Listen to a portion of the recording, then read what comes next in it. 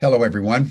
I'm Jim Garrison, and I want to welcome you to session number 382 of Humanity Rising on this 10th day of December.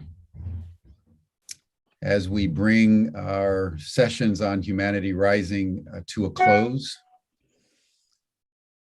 after experiencing well over 18 months of the pandemic that gave rise to Humanity Rising. You'll remember that it was in May of 2020, after several months of preparation and wondering what we were going to do for our contribution here at Ubiquity University for the pandemic, that we came up with this notion, very simple notion, that we were going to create a sacred space, a global commons, so that each and every day, people from all over the world could just come together as we traverse this pandemic to take counsel one with another in terms of what's happening, the gravity of this collective rite of passage, and how we can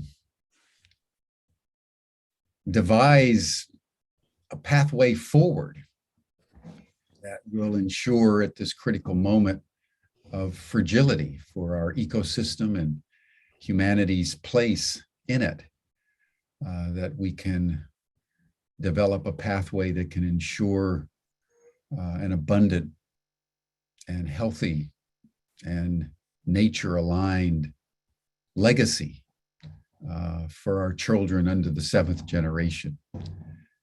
About 6 months ago, a friend of mine, Ben Bowler in Australia, sent me this background. It's the USS Star Trek Enterprise.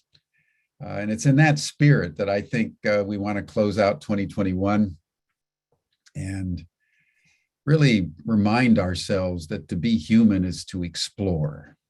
To be human is to imagine. To be human is to connect with everything that we potentially can be.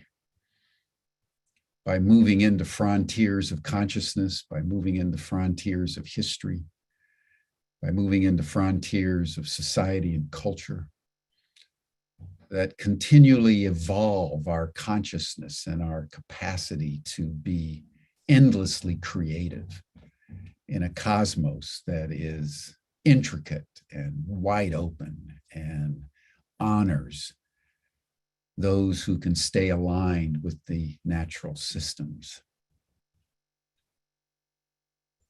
The tonality that I want to bring in as we close out the year is probably the single most important truth that I think I can discern at this time, where everything that humanity has built over thousands of years is being called into account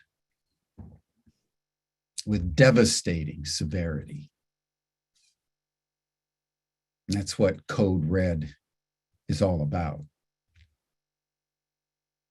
After probably 75 years of warning by every climate scientist that's been paying attention, we're now in a day of reckoning. And we're now in a reality of escalating ecological turbulence. And that's not going to go away. And everywhere in the world, no matter where you are, the planetary ecosystem will shudder and shake with escalating, increasingly lethal turbulence. It's happening all over the world. And in the face of that, none of our institutions, none of our technologies will suffice to preserve any kind of normalcy. Every person hearing my voice right now needs to take that in. The gig is up for human civilization. We have so ruinously degraded our planet that 2/3 of all the biodiversity has been wiped out, mostly in the last 50 years. Well, since the beginning of the Industrial Revolution, we've put 1 trillion tons of CO2 into the atmosphere. 30% of which has been put in the last 30 years. We're spewing CO2 into the atmosphere at record levels. And that combination of a radical destabilization of climate with a radical destabilization of the planetary ecosystem is code red. That is our reality as we conclude 2021. And the tonality we all need to grapple onto, like a drowning sailor on a plank of wood in a raging sea, at least in my view, is that humanity must begin the process of remembering.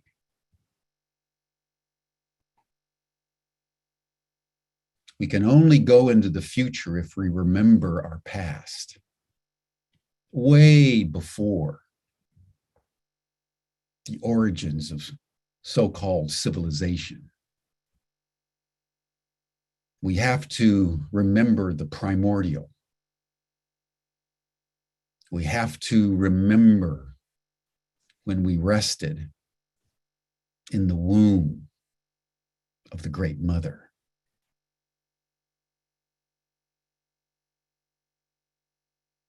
We need to remember that we are children of Mother Earth. And we need to know that the most fundamental shift is not a technical fix on our situation, but an ethical reorientation into alignment with nature. If we achieve that, that's what will solve COVID. And I think that one metaphor, since humanity rising originated with the pandemic, is what I want to dwell on before commencing our program. 18 months in, the power elites of the world, the big pharma, bioengineering, Bill Gates, all the Center for Disease Control, World Health Organization, they're going to try to vaccinate our way out of this. And I will tell you, it isn't going to happen. There are now more vaccinated people in the ICUs around the world than unvaccinated people. And the countries with the highest vaccination rates have unprecedented rates of COVID, because that is not what's going on. And all of us need to take this in. What's going on is a natural reaction to a human depravity that has ruined our planetary ecology and is wiping out species every second and every minute of every day. and is practicing as much cruelty against other human beings as we're practicing against the planet.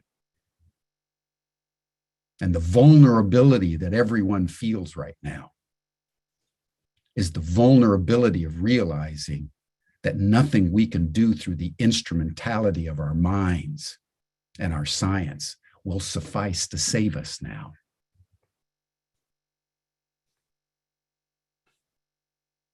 And that's just simply what's true. So as we conclude our final Humanity Rising session, everyone, I wanted to come to you out of the depths of what I've learned after 382 sessions,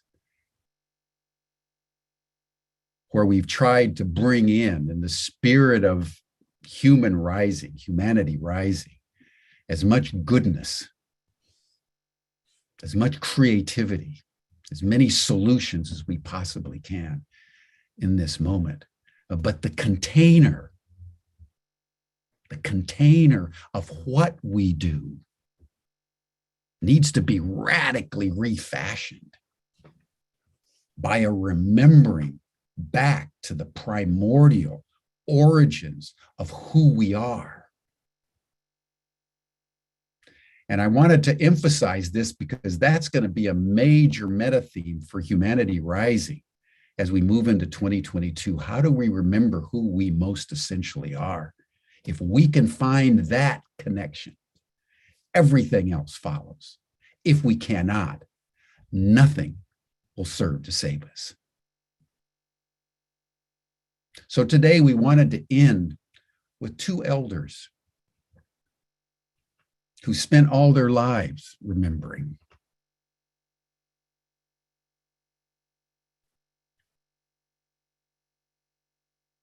And if all of us at this moment can just go into that space in our hearts, in our minds, in our bodies, and consecrate this final session as an act of remembering and an act of connection with every sentient being, vulnerable as we are, in dedication to the Great Mother. We can close out for 2021 with a solace that at least we're headed in the right direction.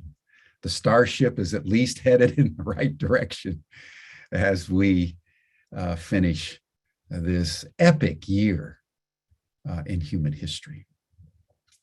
So in that spirit and with that thanksgiving and with that embrace for each and every one of you, I want to bring Lewis Cardinal to the program. Lewis, if you'll open up your video.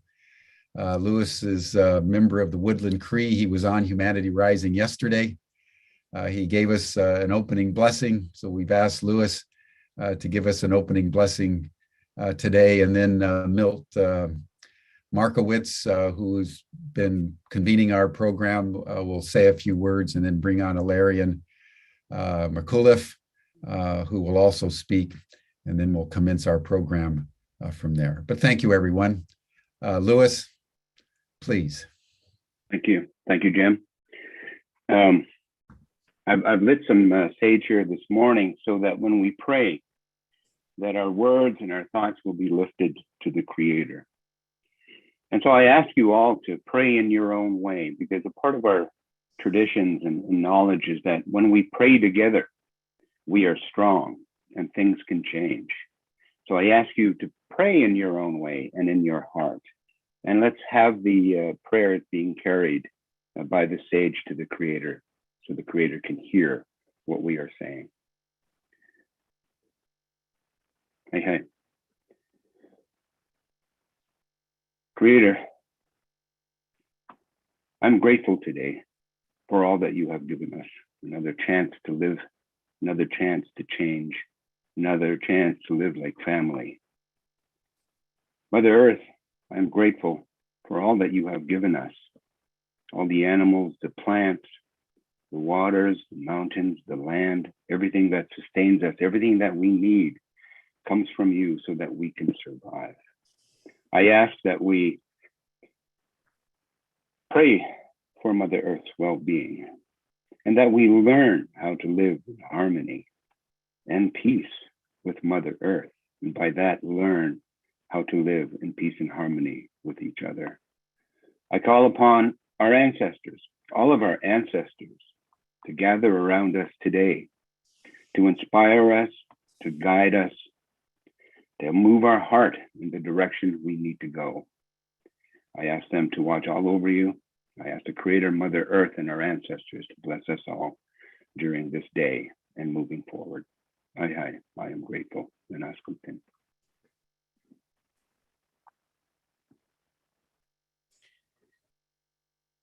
Thank you, Lewis.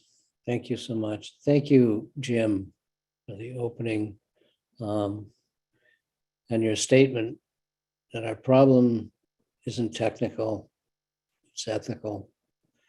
And if we can learn to flow with nature, it is probably the greatest source of hope that is imaginable to me, because nature, we've observed, has cleaned up this planet just as we were dealing with COVID. So it's an amazing thing. The topics today are relational leadership, and I noticed when the initial introduction to this session, it was on finding indigeneity. So we'll be asking our speakers actually to talk about both things as time permits. And I think they blend together very nicely. The council governance is very, very different than what was established, began to be established several thousand years ago with empire, that command and control hierarchical structures. And that relational leadership has continued through all of these thousands of years, all these generations, and is being reintroduced to us as a part of the solution to our problem. So that's what the topics are all about, and the reconnecting with our indigeneity, the awakening of an already knowing. And I think probably everyone on this call has experienced that. I've experienced it in my life, and I've helped facilitate experience it with children and young 4th, 5th high school kids. It's a very reasonable thing to do, and there's hope in that. So let me introduce our speakers. Both of our speakers were raised in traditional Indigenous ways. Ilarion as Unangan, as he was introduced, and Lewis as Woodland Cree. They have both received countless awards and headed numerous projects and committees, too many to list. So I'll be introducing them more as I have known them, as mentors and models and friends, extremely ethical, living by guiding principles, and seemingly always pulled into their future by clear aspirations, spiritual guidance, and relationship with all life. Both give an incredible amount of time sharing their Indigenous ways as part of their mission in life. At age 4, Ilarion was selected to be the next Kuyak in his Unangan way. There is one person is assigned as a lifetime commitment, responsible for sharing Indigenous ways with the world. And he has recognized and held a cabinet position in the Alaskan government, as well as facilitated several regional and international conferences. In 2017, he convened the Indigenous elders from around the world to look at the state of the world and develop an understanding of how Indigenous ways could address modernity's most serious issues. And one result of that was a group called the Wisdom Weavers of the World, which he will speak about more. In addition, he will speak about his people's enslavement to the US government And how, when emancipated in 1966, so he was born into slavery, they had to recover their tribal health so they could once again flourish. They decided to do everything the indigenous way, a relational to the core way of being, and how the appreciation of life and living by ecological and communal principles regarding how they listen, speak, and make decisions all reflect relational leadership. Lewis was named and given the responsibility to share Indigenous ways also. He has been honored by in a myriad of ways, perhaps the most prestigious, being the Queen Elizabeth II's Diamond Jubilee Medal for public service. We met in 2016 at the Parliament of World Religions in Salt Lake City, where he coordinated all of the Indigenous activities, and we've continued working together ever since. In addition to sharing at events like ours today, his current work is threefold. He observed the need for a center for Indigenous peoples and those who wish to connect with them, because of the recognition that urban Indigenous folks needed to once again be brought back into ceremony and connected with the land and their people, their own people. He recently founded a communications company to document and share Indigenous stories and wisdom. And third, he has just rejoined the trustee board of the Parliament of World Religions with the intent of having the organization partake significantly in the efforts to which we are speaking. As we mentioned, this is an ethical problem. We look to religions for ethical guidance, and it's been disappointing. So without further ado, what I'd like to do is introduce Lewis first to speak about blending apparent opposites and blending hierarchy with relationship, and to speak however he speaks, and perhaps introduce some thoughts on finding indigeneity. So Lewis, would you begin, please? Yes. Thank you for that wonderful introduction, Milt, and thank you for the good work that you're doing and your dedication to helping to change the hearts and minds of our general society as we move forward. And that is difficult work, but we all have a part to play in helping to make this transition. My name is, of course, Lewis Cardinal. That's my Canadian name. My Cree name is Sipigo Bisik, which means blue sky, or the one who comes from the deep blue sky. I was given that name in ceremony when I was a young man. And with that came instructions from the spirit world to do the work of building bridges between two worlds, or the worlds that don't understand one another. And that pretty much defines everything that I've done in my life and what I continue to do in my work and in my volunteer capacity as well.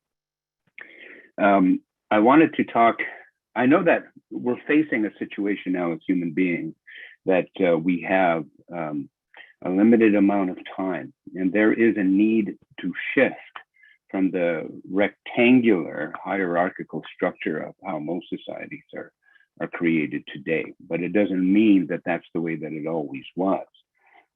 We need to shift from that paradigm into the paradigm of the circle, is what I believe, because the circle is a very powerful symbol in humanity's history. It's foundational to a lot of traditions and customs around the world. Now, when I speak about what I'm going to speak about,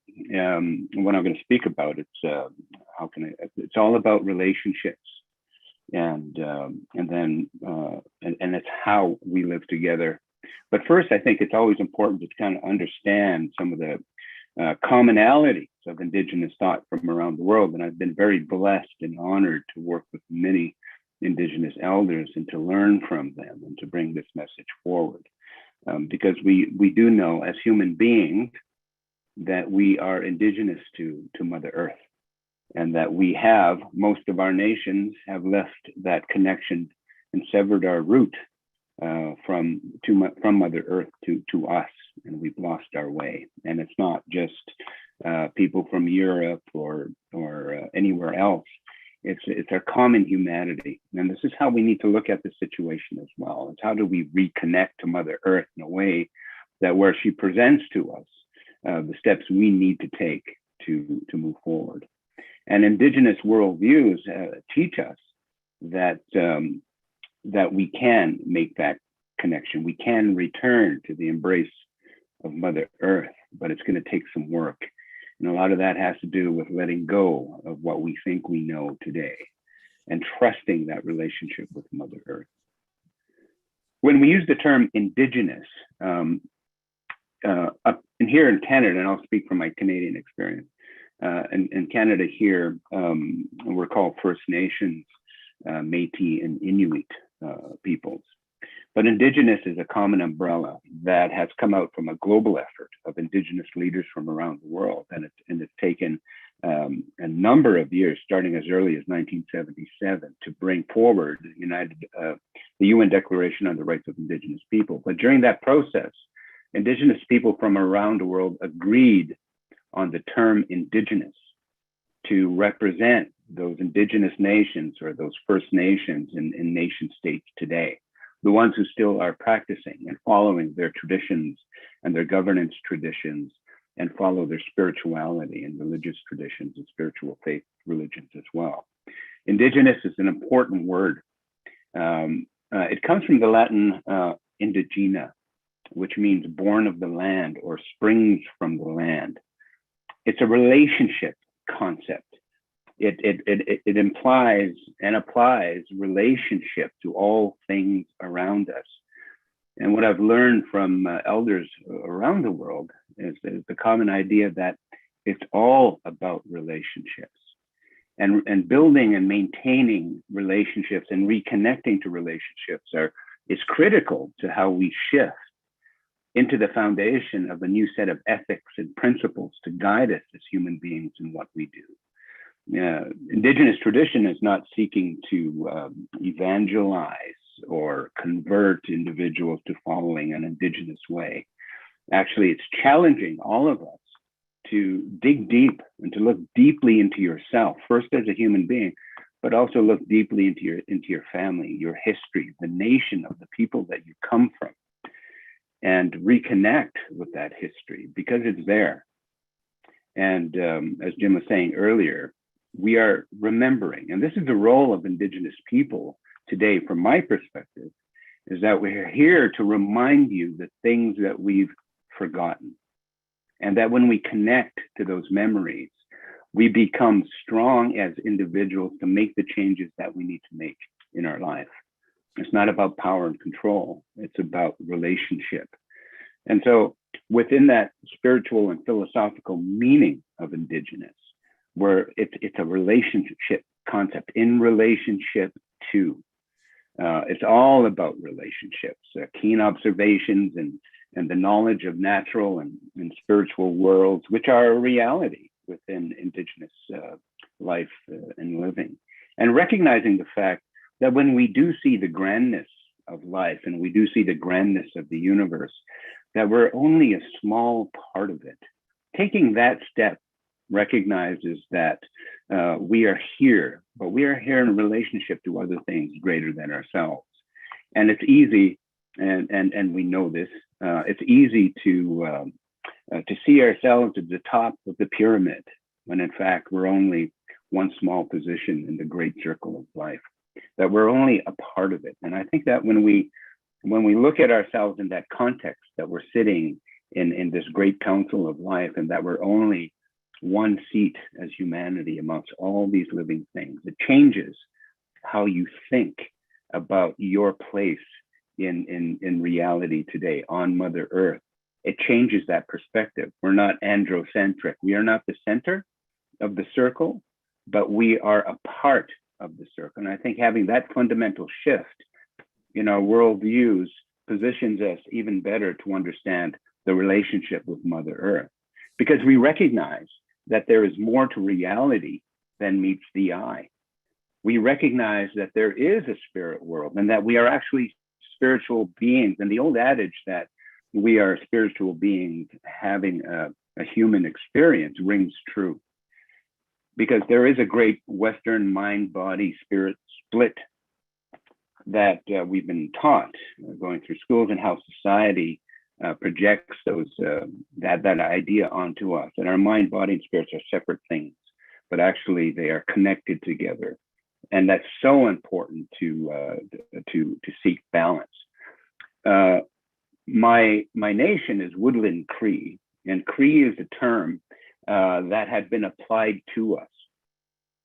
And by the way, the word Indigenous also is the first time that Indigenous people have declared a name for themselves. Most Indigenous people around the world have been forced to accept names that have been projected onto them by colonists primarily. And so in Cree, it's actually a French word. It comes from the French word Christano, or the anointed ones or the blessed ones. But when it was said in French, Christano, it was shortened to Chris and then anglicized into Cree. And so that's where that name comes from. It's a name that was given, that was put upon us, labeled upon us, but not the name that we have. And the name that we have is Nehiao or Nehiawiak. And what that means is that we are Nehiao. And Nehiao comes from the root word Newu in my language, which means for. And the philosophy behind the word Nehiawiak is that we are beings of four parts: the mind, the body, the spirit, and the emotions. And that in order to become human beings, we have to live in balance in all those four quadrants of that great circle. And that we don't spend all our time in our head being intellectual. We're not spending all our time in constant prayer. We're not spending all our time just looking after our body. We are trying to find balance within those four elements in order to have the most positive and contributive experience while we walk Mother Earth. So all things are in creation are sacred, and that everything created from Mother Earth is sacred because Mother Earth is sacred. And that we recognize that life force in all things exists, that there is spirit, there is the life force, the light of the Creator that is in all things. And so we have to learn how to respect. And that's the thing that we as human beings have walked away from, is that we've forgotten how to respect everything that is around us. And we've forgotten the teaching of reciprocity in terms of we need to give back because we are always given to. And when we reciprocate, we maintain a balance and a harmony. And that's why ceremonies then become really important in the Indigenous worldview, is that relationships are supported by ceremonies. And ceremonies keep us in balance. Ceremonies keep us in connection with Mother Earth and the great mystery, the Creator. And that way, when we recognize that everything has a right to be here, we walk in a sacred manner, because everything created that is with us today has that right to be here. So we must practice and exercise respect. And once we, in our own personal minds, once we shift into the realization that we do have an obligation of reciprocity, our actions and interactions with our reality today begins to shift, because you cannot make change until you move the heart. So when you move the heart, the mind follows, and then actions change. And so when we start to think and rethink about how we live in our reality today, we can start to make those shifts. Because in that respect, as I was saying, the great council of life, ceremony then is a part of maintaining those relationships. And as you may or may not know, within our traditions, and most Indigenous traditions, before we do anything, even before we meet, like we opened up this circle today by prayer, because we're calling in our ancestors, we're calling in the Creator, we're calling in Mother Earth to listen to us. The children trying to express what we need to know and express what we do know. And we share that with each other, because sharing of information and knowledge is also a form of reciprocity.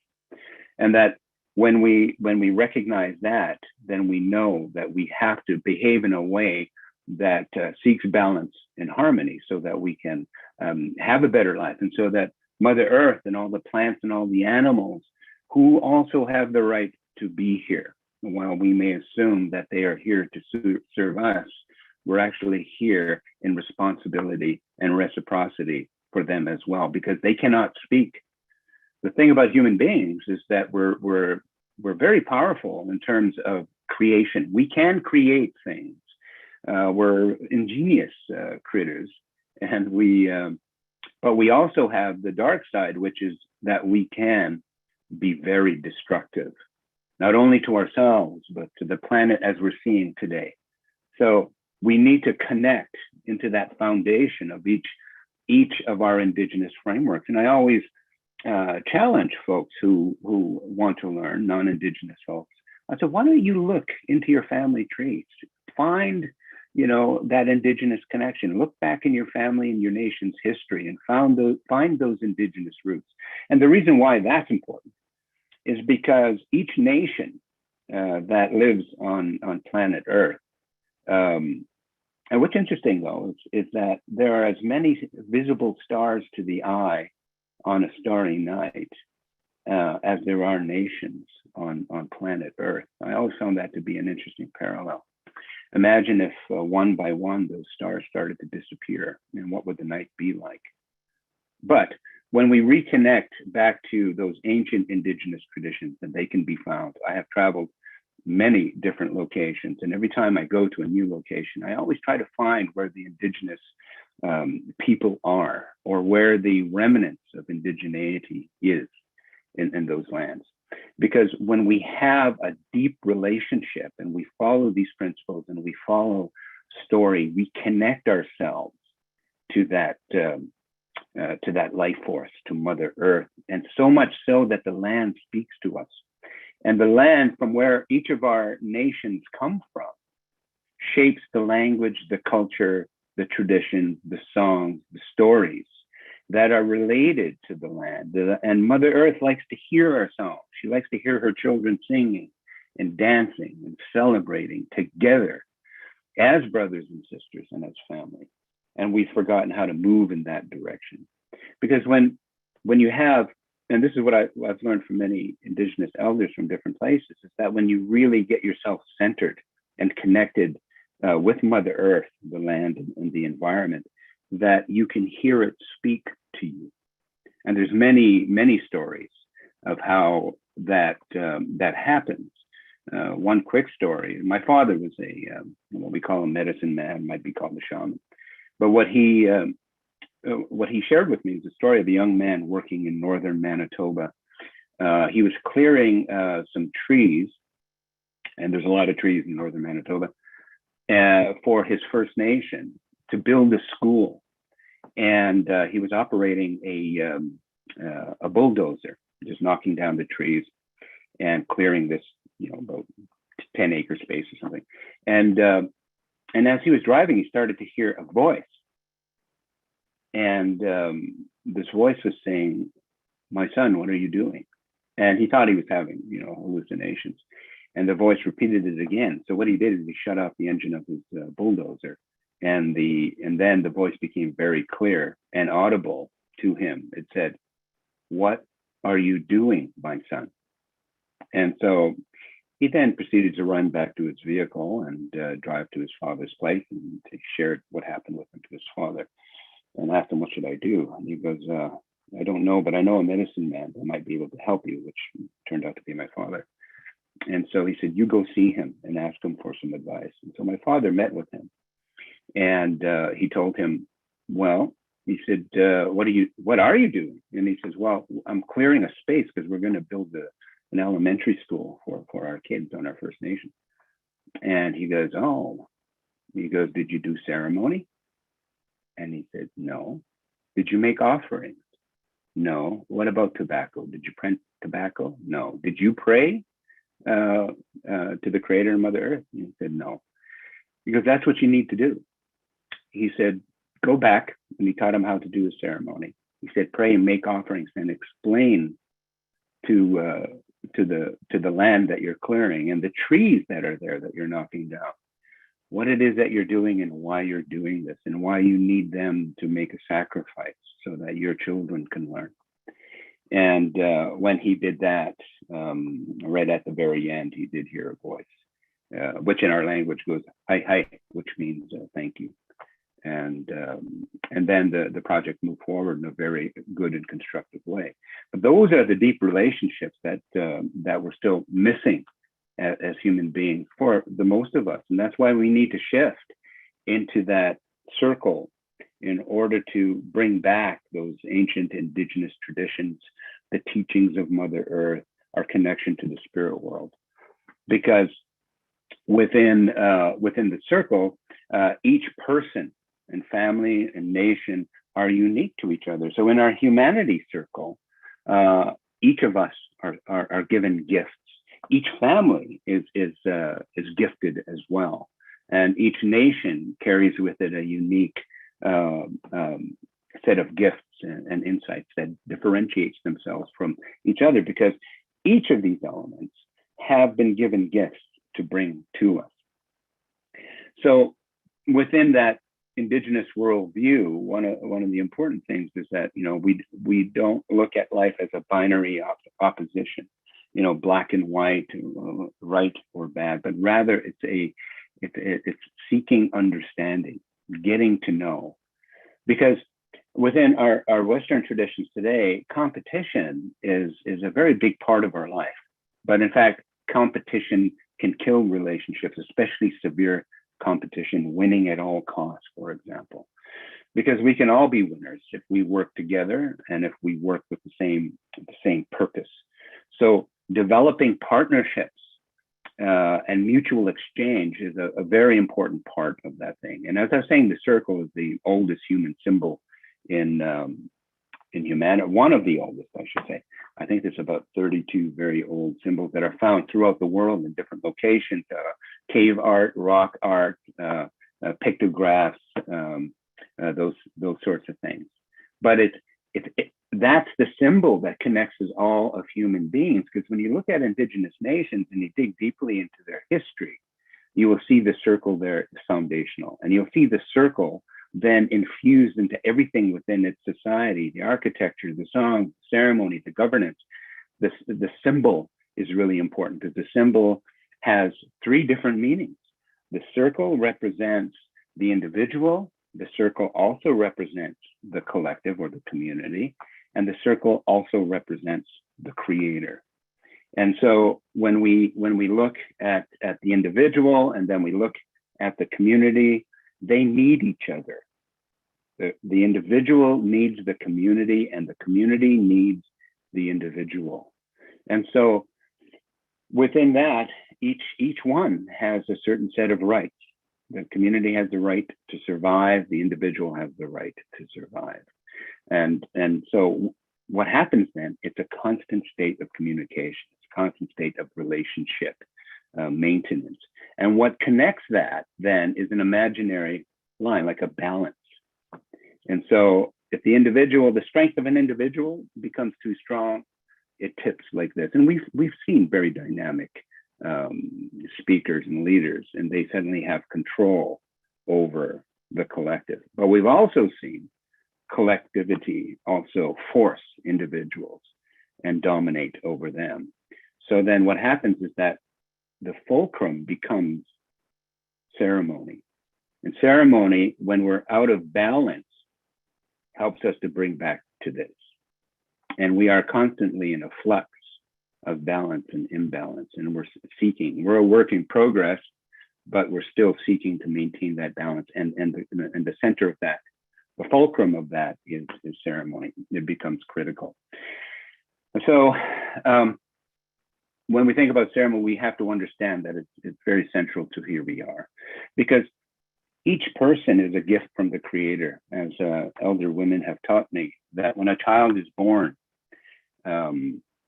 the child is a response to a prayer. So each and every one of you are a spirit that the Creator sent in response to a prayer done either by your family or your community or someone in your nation at a time when there was need. The voice and the prayer was sent up saying, we need an answer, Creator. And the Creator heard that and sent you. And you were born with your hands closed like this, little tiny fists. And I know the women know this for sure. So that means when you're born like that and you come out and your hands are closed for quite a while before they start to really open up, but they come with gifts. And your gift and your talents and your life purpose is here. And so as a community, we have a responsibility, not just the parents, but our community, our extended family, to help nurture the individual, create a safe place so that we can open the hand and to reveal and release those gifts, because those gifts that child is raised within this tradition, then those gifts that will be shared with everyone then will help us. And in that way, respond to that prayer that was given some time ago. So we have to understand that once we engage in that, then we can start to work with one another a lot better. And utilizing the circle in terms of dialogue, community building, community planning is a very powerful tool, because the circle, as I was saying earlier, when we open it in the right way and we bring that kind of ceremony in, it actually becomes a sphere. And the sphere, we're sitting on the outside. We form that sphere, and then the ancestors are gathered around with us, and then Mother Earth is where we're seated on her, and then the Creator comes in and listens to what we have to say. So through that, then we have honest, open dialogue, and dialogue is a ceremony in and of itself. It gives a chance within that circle for every voice to speak. And these are, some of the principles that I wanted to bring forward in terms of how we can begin. And I think that's how we start to look and understand the foundations of relationship, and then how we bring in other people and respect who they are, because everyone has an answer. Everybody has an idea. Everybody has a possibility. And if we don't share them in circle in that respectful way, we may lose the answers that we're looking for. So I'll leave it there and say thank you. Thank you. Thank you, Lewis and Ilarion. If you could turn on your video. There we go. And please share. Angwan kalamachamna kalam kasuda tingunangan way unangan sakta kuyach ting kawalangan unangan way. I said good morning, my other self. My other self is hello, my other self, Angwan, which is the way my people greet each other every day. And we are unangan, which means people by the sea, the real people by the sea. And in Western terms, we're called Aleut, but we don't use that word. And I was born in the middle of the Bering Sea on St. Paul Island in the Pribilofs. It's above the Aleutian chain. And my people were very spiritually grounded for their time. And we have stories about how our people didn't have food storage technologies. In a place that's hard to eke out a living, not to have food storage technologies is really something, except for air drying. Of course, we use the wind, but nothing else. And we were the first people in Alaska that didn't have footwear, even in the winter time. And I said that the morning tastes good, which is the way we greet each other every day, and that my traditional name is Kuyach, which I was given at 4 years old by the last Kuyach that was left alive amongst my people. It means a carrier of ancient knowledge into modern times, messenger, and I'm living the legacy of my name. And before I begin, I would like to ask the people who are listening to really listen. These are messages that I carry from elders from all over the world, and I appreciate that you feel so enthusiastic that you have to comment about this, but to Native peoples, listening means listen without agenda, without saying anything, just listen with your heart, and not comment in the middle of someone talking, because that is not listening. And so I would like to ask the attendees to please listen to what I carry. Now, I work for a group of elders from all over the world called the Wisdom Weavers of the World. And you can find us at www.wisdomweavers.world.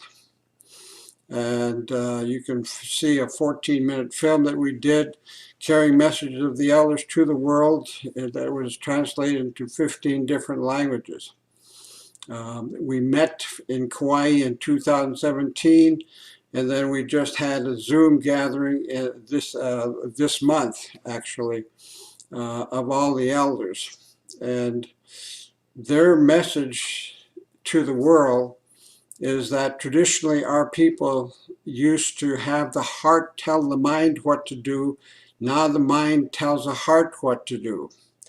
And the traditional way is that the heart, in telling the mind what to do, the mind's job is to implement that which your heart is telling you. And it's not a rational or logical process. As it is for the mind only. The mind is rational, is logical. The heart is not rational or logical, it's trans-rational. And when we left our hearts many, many thousands of years ago, we left ourselves. And when we left ourselves, we started to get into the mind, and the mind would feed the Tibetans call it the monkey mind. The mind would feed ourselves with all kinds of crazy thoughts, negative thoughts and positive thoughts mixed up. And but the heart, when you listen to the heart, it is steadfast. It never guides us wrong. It has love, it has compassion, it has understanding, it has patience. And that is where we get our original instructions, that our hearts are the only thing in our bodies that are in touch with Aro, the maker we call.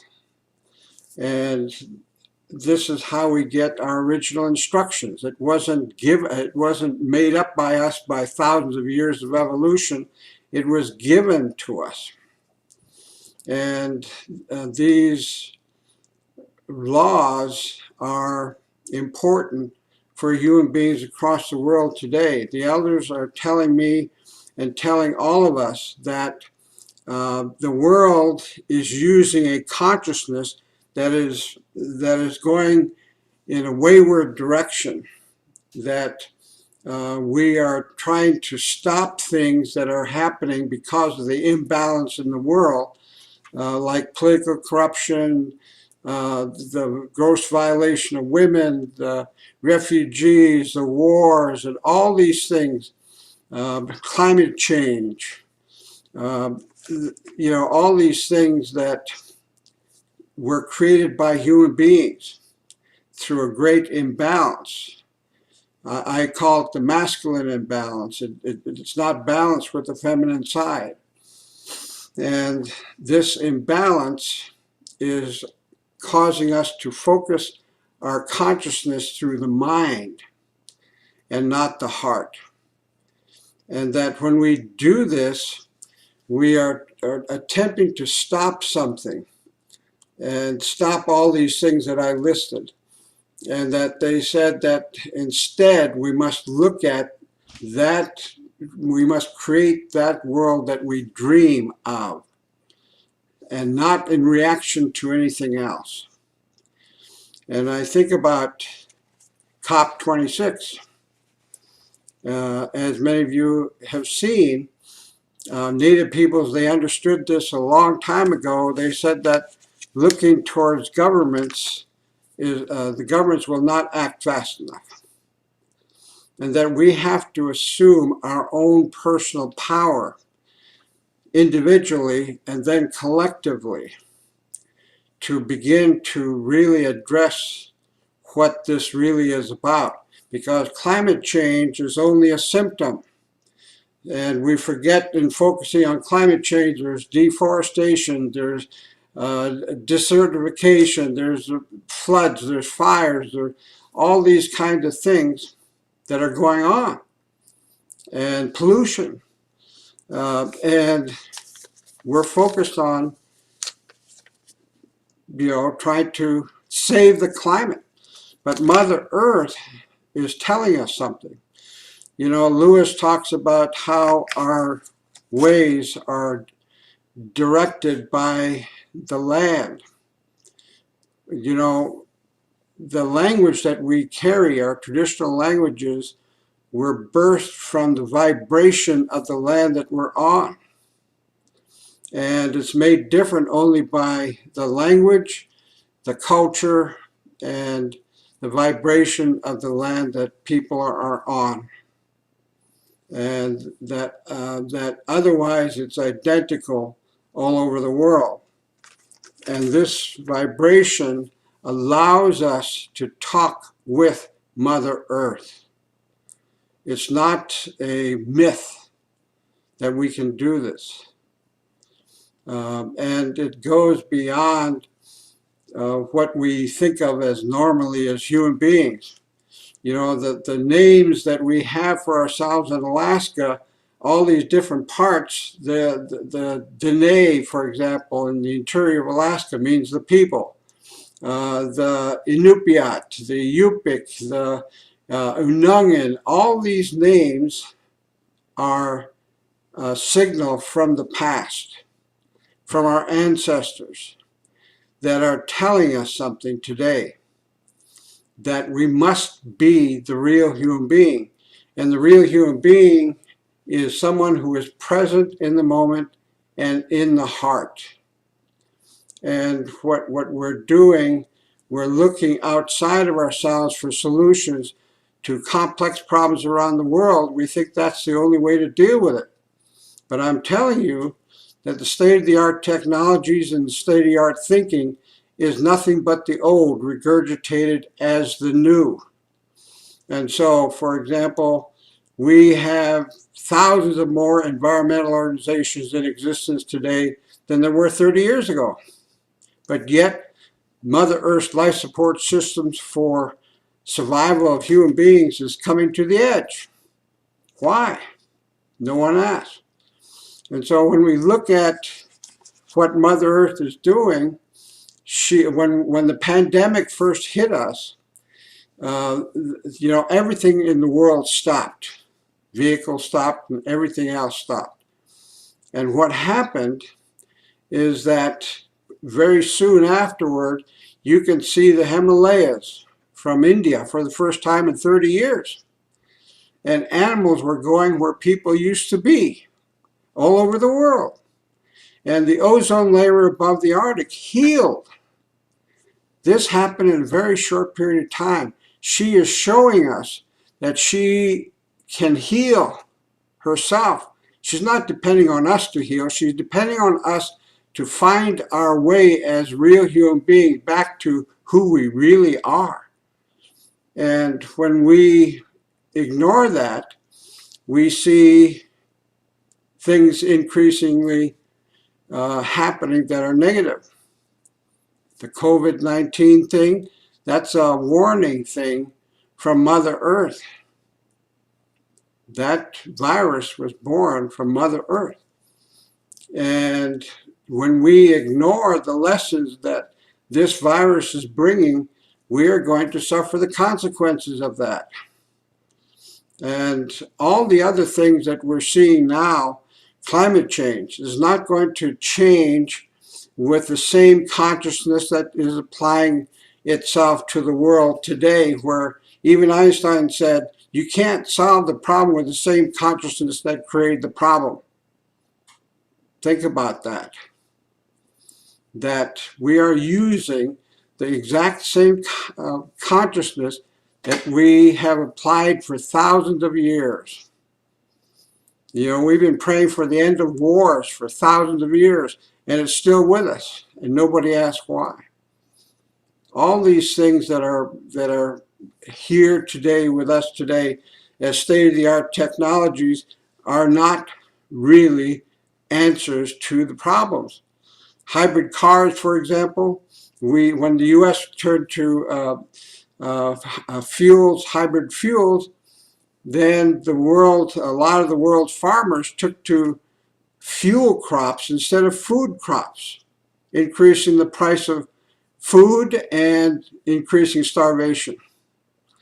Then these modern electric cars, does anyone ask what's going to happen to the batteries when they're done? Are we going to recycle them like we recycle our computers, which are shipped to poor countries, and the poor people take apart the parts for the minerals and parts that give them money, and in doing so they poison themselves and poison others?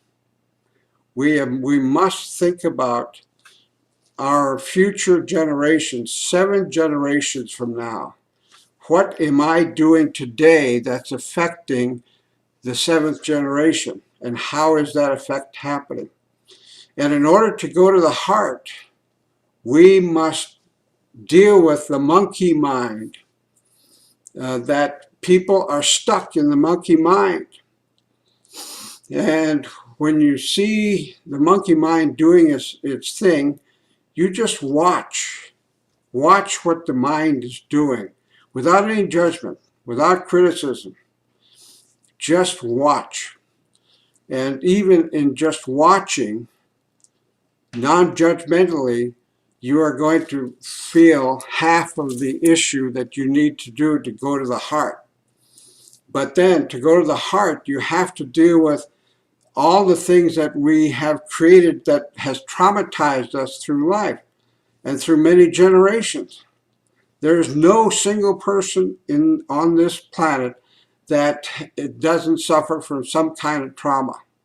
Every person has it.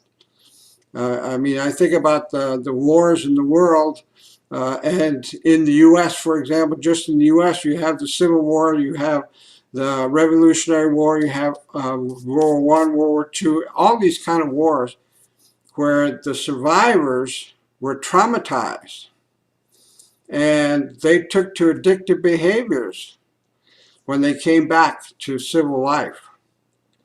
And some of them isolated themselves from others and not too painful to be around people. And some took to drinking 20 cups of coffee a day, 3 packs of cigarettes a day, whatever it is. It's nothing but a strategy to escape the present moment. And I tell you, I have learned I don't talk about anything that I don't know myself. I don't believe anything. What I know is what I know. And what I know is what I'm sharing. That Aruch, the maker, can only be found in the silence between one's thoughts, as someone once said. That the Aruch can be found only in the present moment and through the heart. It cannot be done with the mind. And it's going to be up to this generation, according to the elders that I work for, that this generation is going to be the deciding factor about whether or not human beings are going to survive. Mother Earth, she survived for billions of years. She's going to survive for billions more. It's not depending on us. It's a question about whether or not we're going to survive. And the elders are saying that each one of us are born at this time to help in this effort.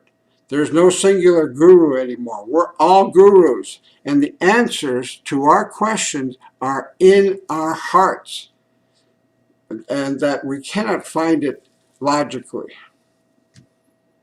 So I'm hoping that you all hear this message and understand that even with COP 27, maybe a people's COP instead of a government COP, but that COP has to be led by leaders who follow their hearts and follow the people and what the people say. This is what relational leadership is all about.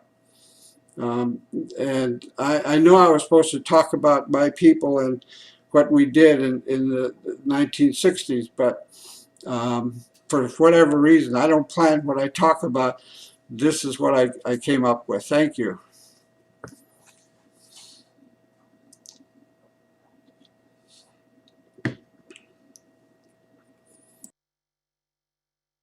Thank you, Ilarion. Thank you, Lewis. What we'd like to do is to bring closure to the meeting today. If each of you could think about what you learned and what you believe our next steps should be. Jim is going to facilitate the closing, and I'll turn it over to Jim right now for that. But once again, thank you, Ilarion. Thank you, Lewis.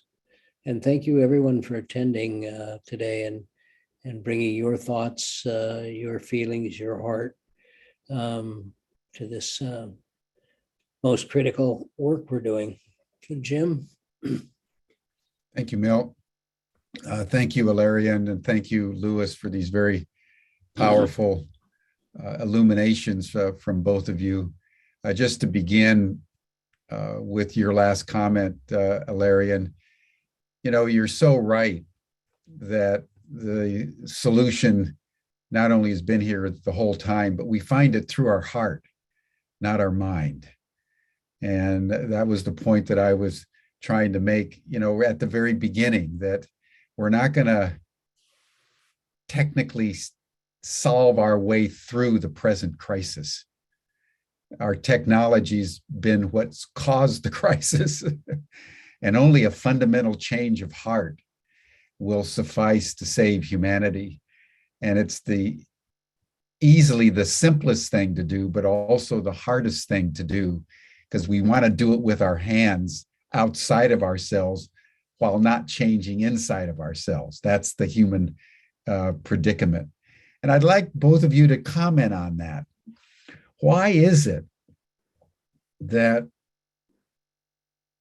we don't follow your advice? You know, it's completely obvious, but we'll do almost anything and everything before we will do the most fundamental. And so as you two view it as elders in your cultures, how would you kind of explain or address this deep paradox in the human psyche and soul, that we continue to try to seek solutions external rather than internal? Larry, maybe starting with you, or Lewis, you wanted to go? It does either or. Yeah, go ahead, Lewis. Okay, no, I was just going to say that as a part of our, at least within the Creed tradition, we talk about when you start on a journey, the first thing you do is that you start with your inner self. Your work begins inside. That's the first action, is doing that internal work and doing that internal struggle. And then what you do is from there, then you extend that to your loved ones, your friends, your family, and then then your work extends out into the community, and then out into your nation, the universe, the cosmos, and the spirit world.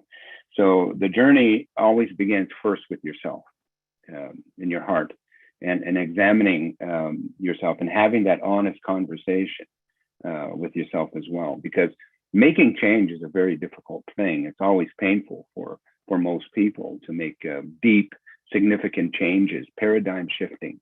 But that's what we need, is that we need paradigm shapeshifters in order to move forward, to change the way they are. Because if you change, you do that work and other people are doing the same thing, suddenly you're not a tree standing alone on the prairie. You're a forest, and you're together with people with the same mind. So that's what I believe to be true.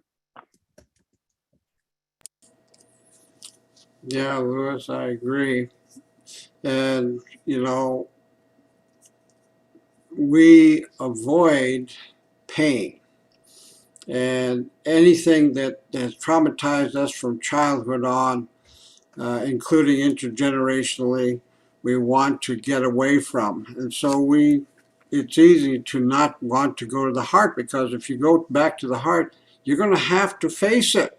You're going to have to face all these things that have happened. And Mother Earth is helping us. She is increasing in her vibration. And that vibration is hitting parts in ourselves that we've kept invisible to ourselves, and make it visible for us to heal. So we're being given that opportunity. Whether or not we take it is, everybody's on their own sacred path. I cannot interfere with your sacred path, and we can't. And all we can do is offer what we have, and if it resonates with you, then that's okay. But if it doesn't resonate with you, that's okay too. Whether or not you pick it up is not something that I should be concerned about. All I should be concerned about is being true to myself and sharing my truth. The rest is not up to me. Thank you. Thank you. Let's go a little more deeply, Ilarion, into your comment about your experience that the Earth is increasing her vibrational frequency. Say more about it. Tell us how you're experiencing that, and how all of us in wherever we are around the world can experience this increased frequency. Yeah, well, it's the scientists call it base resonant frequency. If you look at the base resonant frequency of Earth, it is changing and it's going up. This base resonant frequency is touching everybody, even if you don't think so. So the Hopi and Maori say, take nothing personally during this time, because everybody's going through something. And right now, it's intensifying. So our personal life experiences and our group life experiences are intensifying to help us go to the light, to wake up from our sleep. We are in a deep slumber, and we've got to wake up from it. Lewis, anything you want to add to that? Well, I pretty much agree with everything my brother Ilarion had to say. I don't think I can contribute anything at this point, but absolutely that inner work is necessary to make the outer work, because really what you're doing is you're practicing a commitment to yourself and setting your obligations to yourself. And so that's work. So I can't, as Ilarion was saying, I cannot tell you what to do. That is not our role. But what we can do is remind people of what we know, what the ancestors have said, and what the spirit world is sharing with us at this point. Because if you want real change, the person needs to make that change. The individual needs to make that change. And when you change, you automatically change the relationship between the ones who are closest to you, and then working out from there. So change is hard work, but change is the constant in nature. And so we have to remember that too. Yeah. Yeah, that's very true, Lewis. And we've heard all these sayings about you must become the change you wish to see in the world. Then the elders say, If a person is angry on the outside, they're angry on the inside first. If they're judgmental on the outside, they're judgmental on the inside first. And that if we want to have peace in the world, we must be peace, not do peace, not think peace, but be peace. And if we want to love, we want love in the world, we must become love. Not think love, not do love. This is what human being means. Mm.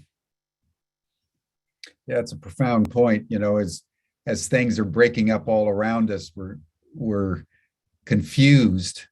And I think the basic message of both of you is that in this breakdown, the opportunity is to go deeply inside and resonate with the increasing frequencies of Mother Earth. And so, you know, over the months, we've had tree whispers, we've had animal whispers, we've had horse whispers, we've had all kinds of people talking to us about how humans can open their hearts and beings to other sentient beings, and trees, plants, animals of all kinds.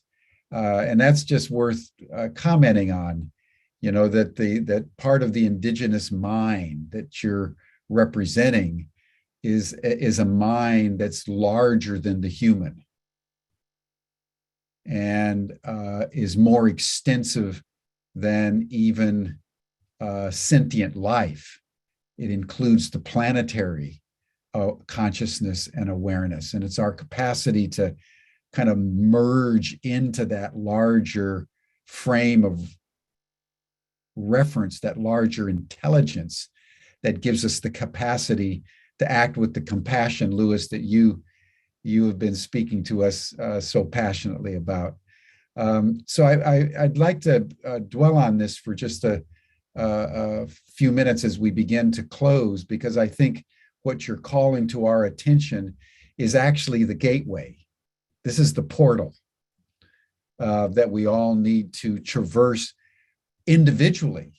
I mean, Ilarion, you're absolutely right. It's an individual journey, but it's also a collective journey. It's also a community journey. And I think that's another theme that has been struck very often on Humanity Rising, is that the time of the individual hero or messiah is over. We're now in the time where the community has to be the solution. And of course, that's why on Humanity Rising, we emphasize what we call radical collaboration so consistently, because it's only by holding hands that we're going to make it through this. But just say a little bit more about this general notion of our heart resonance with the larger planetary ecology as really the pathway that we need to tread right now.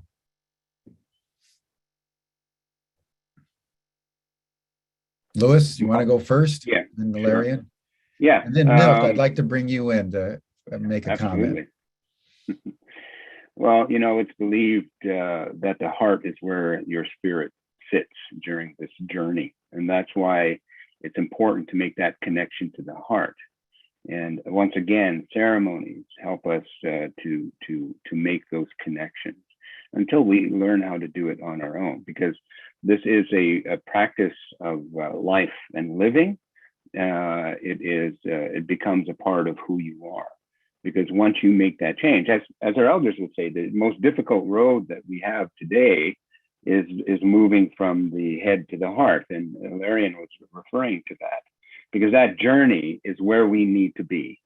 Because when you listen to your heart, you're also speaking with your spirit, which is also in touch with the Creator. And that's why we pray, you know, and that's why we focus on that, because that self, that light that is in you, is connected to that great mystery. And by doing this kind of work, you make yourself in tune not only with Mother Earth but with the universe or the cosmos as well. So that's why we say, okay, it's important to do ceremonies. Now, I won't tell you what ceremony to do because you'll have to find that as a part of your journey. But in the meantime, as you're starting the process, and yesterday we had brought up a point about the power is not lost, you are. And what we have up here is that, we have not lost culture, culture has lost us. So beginning this journey, you start with simple ceremony to connect yourself to that wholeness. And then through that, you begin the process of change. So change can happen within you very quickly to one degree or another. And as you start to shift your thoughts in that positive relational way, you're already making change. And so it's not like you have to do, 15 courses, and then you will have a shift. Actually, you're already beginning the shift by stepping into that concept of ceremony and relationship. Mm. Yeah, I agree with my brother Lewis. It's like meeting my other self. And so it's always very affirming. When we are able to do ceremony, I can't emphasize enough how important ceremony is. In Western society, we've forgotten how to do that. But we are energy beings. And when we ask our elders here, what is this culture all about? It says, well, they said, we sing, we dance, we move, we're moving energy to keep us as real human beings. Mm. And and when we do ceremony, we are using something that allows us to focus on the good, the light, Aro, the maker, the universe, everything that is good in everything. When we're children, the elders are saying, look at a 2-year-old child. That's our teacher. For the elders to say this, it's amazing. That you look at a 2-year-old child and they don't have the protections that we have built up as adults to protect our emotional and physical and spiritual self. They just are. And you watch a 2-year-old child and they're going to show how it is to be a real human being.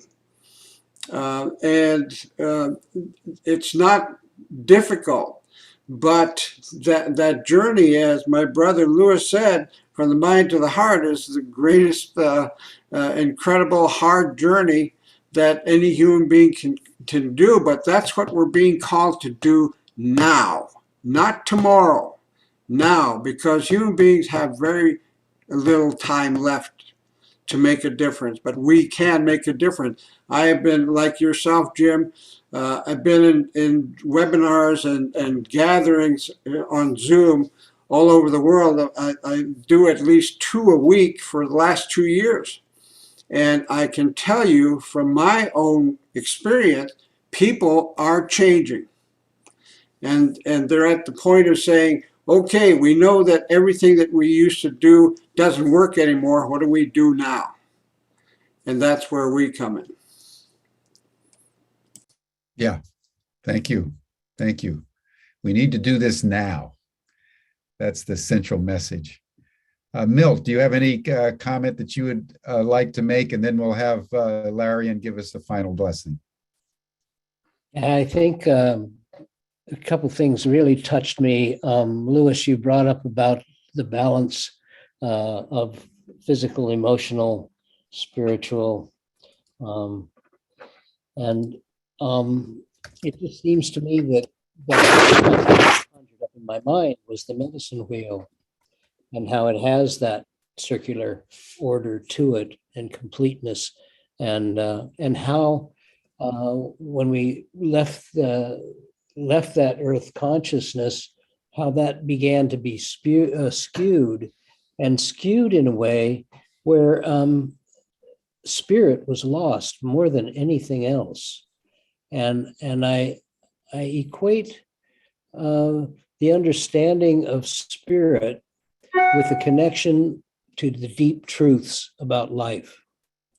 And I think that, in my way of speaking, it's like what is missing more than anything else is the ethic, the earth ethic everywhere. And I think that exploring these basic truths about life. I'll share just a short story. I live in an apartment complex, one of the other couples in this complex. The gentleman is a quantum physicist. He's headed up quantum physics in universities. He was dean of science at Purdue. And when I mentioned to him that I thought that there were peoples on the earth, the indigenous peoples, who intuited the quantum understanding of life, he blew up at me like they can't do that. They can't understand that if they don't understand the atom. He went right to this reductionist way. And it's like, and I talked to him after that about, well, and you had this on one of your shows, Jim, of these people that had followed David Bohm's work. And what I got out of that was that David Bohm probably came to his understanding of quantum physics the same way the indigenous people do. He intuited implicate order, that we were given implicate order. We were given the earth in balance and harmony. And it's our responsibility to bring that back. And so I think that the work we have to do is to continue this, to develop what are the next steps, what are the threads, the energy that we need to follow, not just in terms of the conversations, but in terms of the things that we have to address, like creating the bridges that help people get in touch with their indigeneity and so forth, to open up the conversations on what are these ethical shortfalls? Why are we so devoid of spirit? And then to provide people embodiment experiences. I think that as a Western person, it wasn't until I started experiencing like understanding living systems and then going deeper, always going deeper, and recognizing that we were in balance and harmony. And ultimately engage the millions of people who are caring, who really care, and make sure that they, in all of this, and going to the heart, in finding these truths, are actually finding that this is who they are, and this is who they are with themselves and in community, just as Ilarion and Lewis have described. So I just want to thank you, Jim, thank Lewis, thank Ilarion, thank everyone who's attending these sessions. And I hope that we'll spend these next few days, weeks, months, and come up with ways to address exactly what's been brought up here today. So thank you. Thank you, Milt. And thank you, gentlemen, Lewis, Ilarion. Now, Ilarion, why don't you give us a final blessing and we'll close out the session. Okay, great. One thing I should explain about the way that we pray to give thanks because we have been given everything that we need. And we express our gratitude. It's not praying to a Santa Claus God that says, God, please give me this, give me that, help my friend over here, she's dying. You know, it's not that. This is all the human experience. But we give thanks to Aro, to the Maker. So if we all could just take a deep breath.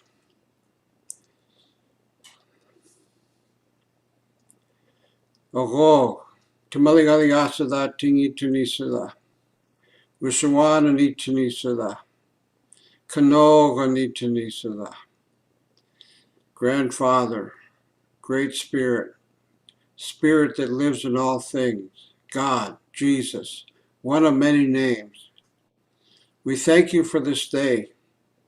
We thank you for the sacred circle of people who are striving to do their role to become the real human being. And we thank you for all of your teachings and your love that is expressed inside and out. We thank you for such things as the eagle that teaches us that we too can soar high and see far. Like the owl that teaches us that we too can see in the dark. Like the salmon that teaches us that we too can come home to you. Like the trees that teaches us we need to be strong and rooted in order to grow tall and vibrant. These and all these ways that are your teachings born out of love that is inside of us and outside of us. We thank you for everything that we have. We thank you. Aho, kahala koganis. Thank you, Ilarion. Thank you, Lewis. Thank you, Milt. Beautiful ending to 2021. Thank you, everyone, for your ongoing support and I would say tender, loving care for Humanity Rising, particularly those of you who are involved in the after chat group. This will be our final after chat, so you'll see the link. Stan will put it into the chat box so that you can join for a final dialogue. We'll now take a break, but I want to assure you that Humanity Rising will be back starting on January 5th. And we have a full program already in motion for next year. We have some very, very exciting people coming in, and a very diverse program already very much underway. So we'll be back in 2022, but it is with deep gratitude and very deep love that we now say goodbye to 2021 and go into the holidays knowing that we have a deep community. And it's a community, as we've been told, it's a community of heart. That's where we all need to be right now, is in our hearts, with all of our strength and our will and our being. It's in our hearts that we need to be right now. And our heart will lead the way back to the mother. Thank you, everyone. See you next year. Bye for now.